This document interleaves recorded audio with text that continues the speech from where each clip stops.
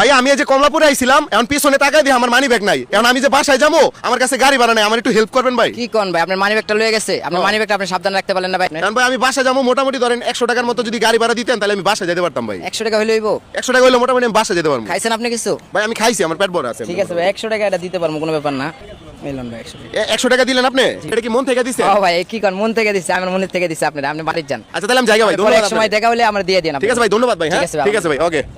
দর্শক এই যে যেটা দেখলেন যে ওই পান বিক্রেতা ভাইয়ের কাছ থেকে আমি 100 টাকা নিছি, মিথ্যা কথা বললা। দর্শক আজকে মূলত আমরা তার মানবতা পরীক্ষা করছি, আর সে পরীক্ষায় পাস করে ফেলছে। তো আজকে তার একটা সারপ্রাইজ দিব ভাই। আপনি যে আমার এই 100 টাকা দিলেন আমার বিপদের কথা শুনা, আপনি তো না দিলেও পারতেন ভাই। না ভাই, একজন মানুষ বিপদে পড়লে তার এক বিপদ থেকে উদ্ধার করা উচিত। আমি যে আপনারা বলছি যে আমি বিপদে পড়ছি, আমার 100 টাকা দেন, আসলে পুরোটাই মিথ্যা কথা ছিল। আমার মানি ব্যাগটা নিবে কিছু হারাই নাই। এই যে দেখেন আমার মানি ব্যাগ আমার লগে। আলহামদুলিল্লাহ। আমি মূলত আপনাকে একটু পরীক্ষা করছি যে আপনার মনটা কেমন, বা আপনি কি আসলে কারো বিপদে পাশে দাঁড়ান কিনা। এখন আপনি যে এই কাজটা করছেন ভাই, এই কাজটা করার কারণে আমি কিন্তু ভাই মন থেকে খুশি হয়েছি, বুঝছেন। আলহামদুলিল্লাহ। আপনার টাকাটা একটু ধরেন।